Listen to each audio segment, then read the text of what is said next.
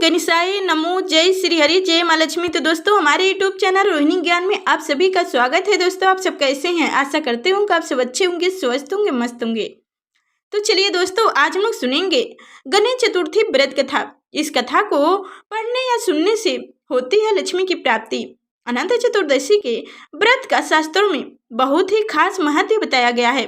अनंत चतुर्दशी पर भगवान विष्णु के अनंत स्वरूप की पूजा होती है और हाथ में 14 गांठ वाला धागा अनंत बांधा जाता है। ऐसा करने से माँ लक्ष्मी प्रसन्न होती हैं। अनंत चतुर्दशी की पूजा में कथा का पाठ करने का बहुत ही महत्व बताया गया है। आप भी सुने यह कथा, इस कथा का पाठ करें। तो चलिए दोस्तों, अब हम लोग सुनते हैं अनंत चतुर्दशी की कथा। इस कथा को अंत तक सुनिएगा और हमारे चैनल पर नए हैं तो लाइक करके चैनल को सब्सक्राइब अवश्य करिएगा और साथ में बेल आइकन की घंटी दबा दें ताकि आगे जो मैं व्रत कथा सुनाऊं तो सबसे पहले आप तक नोटिफिकेशन पहुंचे। और कमेंट में ओम गणेशाय अवश्य लिखिएगा।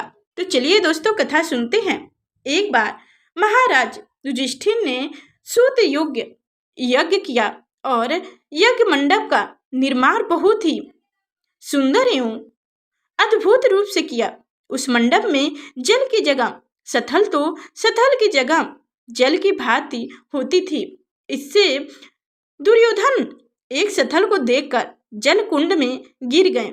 द्रौपदी ने यह देखकर उनका उपहास किया, मजाक उड़ाया और यह कहा कि अंधे की संतान भी अंधे होती हैं।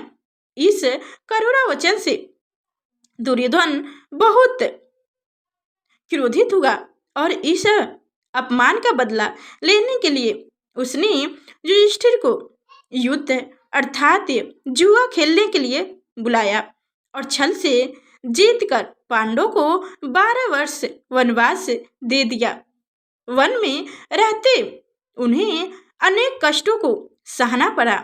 एक दिन वन में भगवान कृष्ण युधिष्ठिर से मिलने गए। युधिष्ठिर ने उन्हें सब हाल बताया और इस विपत्ति से निकलने का मार्ग भी पूछा। इस पर भगवान कृष्ण ने उन्हें अनंत चतुर्दशी का व्रत करने को कहा और कहा कि इसे करने से खोया हुआ राज्य भी मिल जाएगा। इस वार्तालाप के बाद श्री कृष्ण जी युधिष्ठिर को एक कथा सुनाते हैं।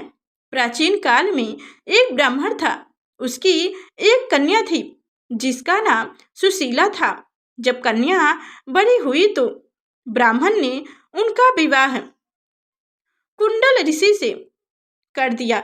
विवाह पश्चात कुंडल ऋषि अपने आश्रम की ओर चल दिए।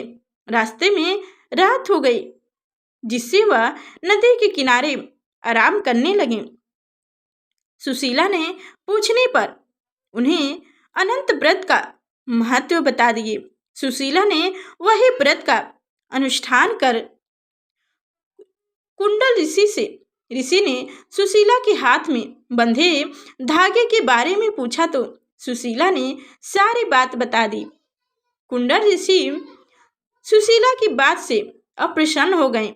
उनके हाथ में बंधे डोरों को भी आग में डाल दिए। इससे अनंत भगवान का अपमान हुआ, जिसके परिणाम स्वरूप कुंडल ऋषि की सारी संपत्ति नष्ट हो गई। सुशीला ने इसका कारण डोर का आग में जलाना बताया। पश्चात की अग्नि में जलते हुए ऋषि अनंत भगवान की खोज में वन की ओर चल गए। वो भटकते भटकते निराश होकर गिर पड़े और बेहोश हो गए। भगवान अनंत ने उन्हें दर्शन देते हुए कहा कि मेरे अपमान के कारण ही तुम्हारी यह दशा हुई और विपत्ति आई, लेकिन तुम्हारे पश्चाताप से तुमसे अप्रसन्न हूँ। अपने आश्रम में जाओ और 14 वर्ष तक विधि विधान से मेरा यह व्रत करो। इससे तुम्हारे सारे कष्ट दूर हो जाएंगे। कुंडल ऋषि ने वैसा ही किया और उनके सभी कष्ट दूर हो गए और उन्होंने मोक्ष की प्राप्ति भी हुई। श्री कृष्ण की आज्ञा से युधिष्ठिर ने भी अनंत भगवान का व्रत किया। जिससे पांडवों को महाभारत के युद्ध में जीत मिली। तो दोस्तों ये थी हमारी अनंत चतुर्दशी व्रत कथा। तो हमारी कथा कैसी लगी कमेंट में अवश्य बताएं, और हमारी कथा जरा से भी अच्छी लगी हो तो ज़्यादा से ज़्यादा लोगों के पास शेयर कीजिए और चैनल को सब्सक्राइब करके बेल आइकन की घंटी अवश्य दबाइएगा और कमेंट में ओम गणेशाय अवश्य लिखिएगा। तो नमस्कार दोस्तों।